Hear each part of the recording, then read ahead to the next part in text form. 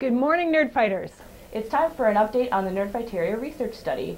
My name is Chantale, and I am a Master of Library and Information Science candidate from the University of Western Ontario in London, Ontario. And I'm Chantale's research supervisor, Dr. Pam McKenzie. I teach in the Library and Information Science programs at Western.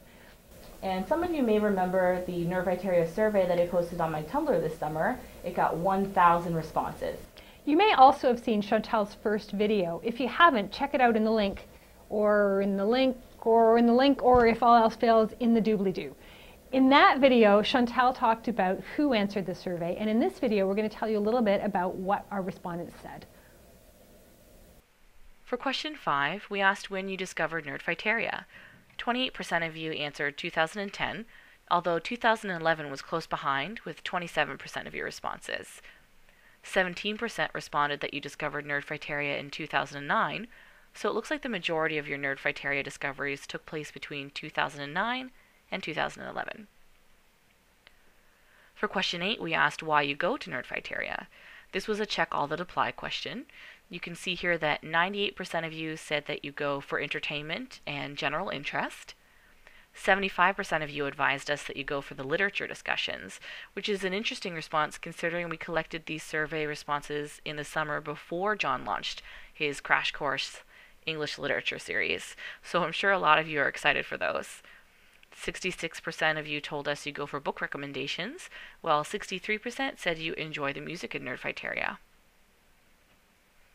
Question 9 asks which social media tools you use most often in Nerdfighteria. 59% of you answered YouTube, while 37% responded with Tumblr. For question 10, we asked how often you visit Nerdfighteria. 38% of you said you visit it at least once every day.